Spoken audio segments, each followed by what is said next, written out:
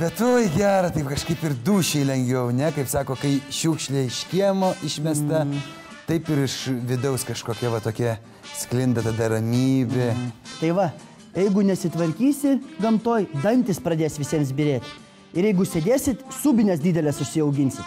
Nepaeisit ir be dantų, o tai bus gražu žiūrėti. Ir gerai, kad mes šiemet darėm, nes reikia viską daryti dabar. Ir va gerai, kad dabar. Ir mes kaip kvietėm, ten kompanijų daug, atsimeni? Tai va ir prisijungė. Ir šiandien pas mus bus svečių. Gerai, kad... Taip, gerai, kad... Kas bus? Apsitvarkėm. Bus ponas iš Utenos. Tai kaip mums reikės, mes labai pratę. Iš Utenos, kurį mes labai mėgstam ir žiūrim. Po kamšteliais. O, svečias tas, kur iš Utenos. Klausau.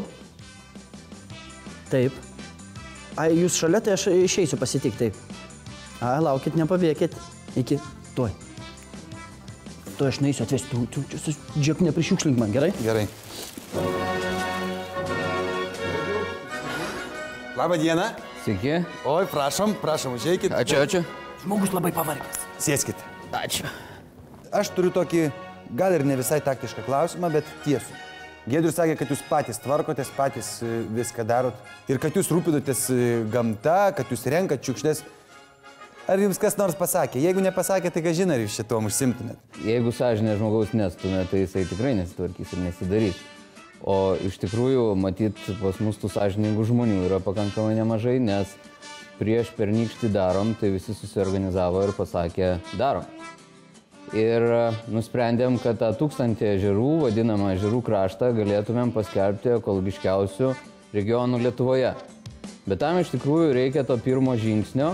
Tai iš tikrųjų susiorganizavom, susėdom į autobusus, nuvažiavom į Aukštaitijos nacionalinį parką vieną dieną visų kolektyvų ir surinkom nei daug nei mažai 2 tonas šiukšlių. Tam, kad žmonės nešiukšlintų prie to 1000 ežerų, pastatėm dar konteinerius didžiausiuose keliuose, kurie veda iš Vilniaus į tą vadinamą ežerų kraštą, į visą tą regioną. Ir per vasarą surinkom nei daug nei mažai dar 105 tonas, bet ne tonose esmė. Svarbiausia, įpratinti žmonės nors tos kelis kilometrus pavežti šiukšlės nuo pačio ežero, nuo pačios tos gražiosios vietos. O ten jau tada ją surinkti ir galima būtų išvežti. O pasakykit nuoširdžiai, ar tikrai vat, jūsų įmonė ir visiems tiem žmonėm, kurie susirinko, ar tai nėra sunku, o taip imti ir rinkti šiukšlės 1000 ežerų? Tikrai nėra sunku. Iš tikrųjų reikia tik tai šiek tiek organizacijos ir šiek tiek užsidegimo viduj, širdyje, sąžiniai ar sielai, kaip čia be pavadinti, bet iš tikrųjų tam tikros liepsnelės ir labai nedaug organizacijos. Ir žmonės patys ateina ir patys tvarkosi ir patys daro. Žinot, ponas, aš tikrai susižavėjau. Tokį žmogų sutikus, tai jau nebegalim praleisti mes tokios progos, kad pasirašykit. 515 puslapį. Va, čiagi pas mus eina tie žmonės. Tušinis. Ir geri, tik tai geri žmonės, kurie sąmoningi. Kas nerašo, nespaust.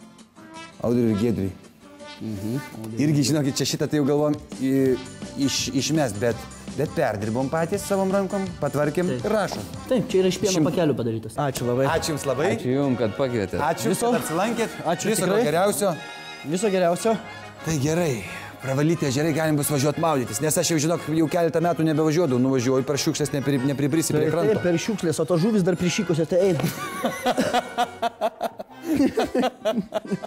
Todėl, kad svarbiausia yra ne mėnuo, ne metų laikas, svarbiausia yra daryti. Taip. Čia ir dabar. Akcija tom neprasideda ir tom nesibaigia. Taip. Net ta balandžio 16 yra svarbiausia, kad balandžio 16 renkam šiukšlės. Visą laiką reikia rinkti. Ir ežiai gyventi. Lengviau galės ir kvėpuoti savo miške. O irgi paprasta. Kaip pasiklosi, taip išsimiegosi. Kur primėtysi šiukšlių, ten jos ir liks. Kur surinksi, ten jų ir nebus. Tai tiesiog nereikia mėtyti, kad nereikėtų rinkti. O jeigu yra kažkur primėtyta, galim jas surinkti, surūšiuoti ir būti sąmoningais, normaliais, atsakingais Lietuvos piliečiais. Teisingai tas mūsų šūkis, ne? Darom visi kartu, kol šiukšlės nepadarė mūsų. Tu įsivaizduoji, jeigu šiukšlės tave darytų. Taigi siaubas.